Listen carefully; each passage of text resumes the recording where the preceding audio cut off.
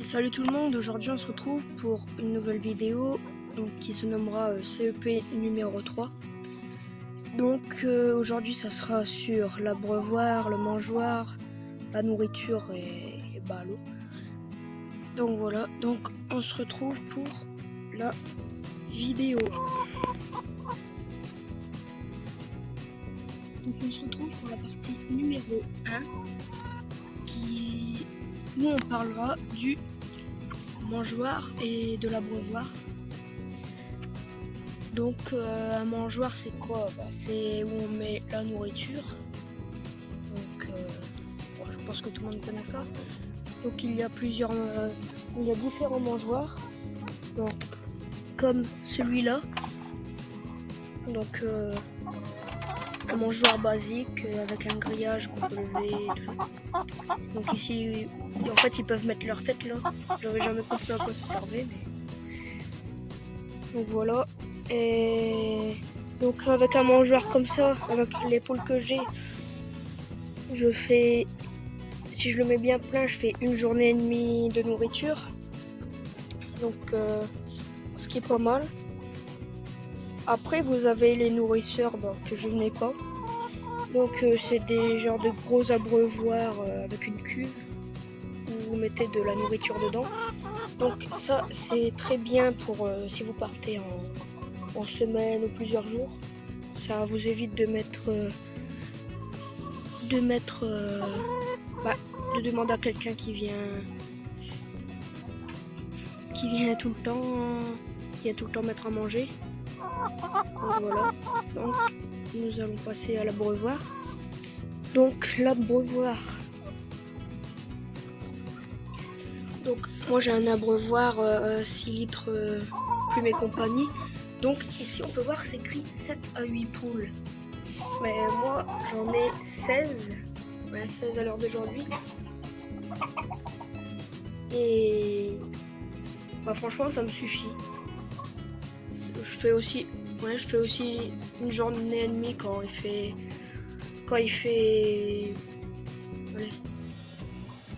combien il fait de degrés, 10 degrés, enfin quand il fait pas de trop forte température. Mais quand il fait de fortes températures comme la canicule qu'on a eu il y a pas très longtemps, un petit peu avant les vacances, là au midi je pouvais en remettre. Donc voilà, mais ça me suffit largement. Donc vous voyez, ne vous fiez pas à ce qui est écrit 7 à 8 poules, car ça ne veut rien dire. Donc là, on a ma Wyandotte qui repart à son nid, même s'il n'y a pas d'œuf. Donc là, je viens de nettoyer. Donc voilà, donc l'eau, pour l'hygiène, ça serait mieux qu'elle soit changée tous les jours. Bon, si on reste un petit peu, là, vous n'êtes pas obligé de la changer, mais c'est mieux. Et voilà, donc aussi vous avez de beaucoup plus grands abreuvoirs. Donc vous pouvez mettre aussi à la semaine. Donc ils sont tous en ferraille, c'est hygiénique. Donc voilà. Après les mangeoires, mon cousin m'a fait voir un mangeoire anti-gaspillage. Donc c'est très bien. En fait la poule met le bec dans une trappe et elle mange la nourriture sans gaspiller, sans mettre à côté tout ça. Donc c'est pas mal.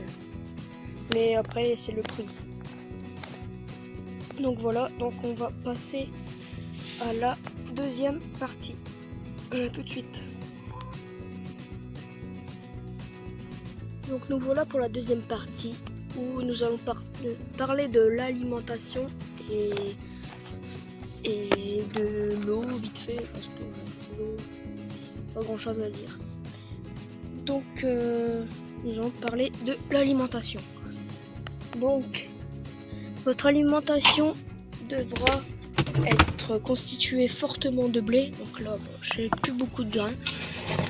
Donc rien que si vous prenez des copeaux comme ça, rien que des copeaux, des granules, des granulés comme ça, c'est constitué de maïs et de blé.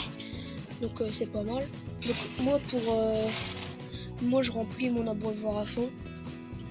Et avec un sac de 25 kilos de il y a une bonne avec des copeaux. Avec un sac de 25 kilos de mélange pondeuse granule. Je fais et un sac de blé de 20 kilos. Je fais un mois. Donc là j'ai racheté des sacs de grains parce que je n'ai plus beaucoup. Je les ai pas encore mis.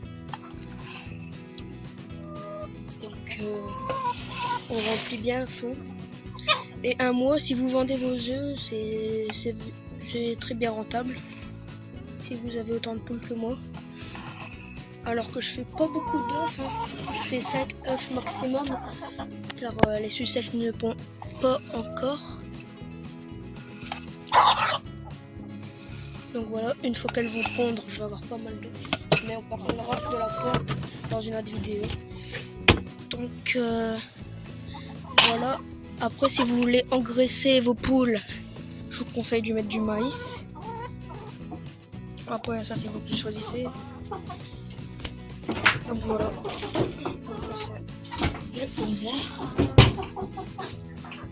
Donc voilà. Et l'eau, ça sera changé tous les jours, je dirais.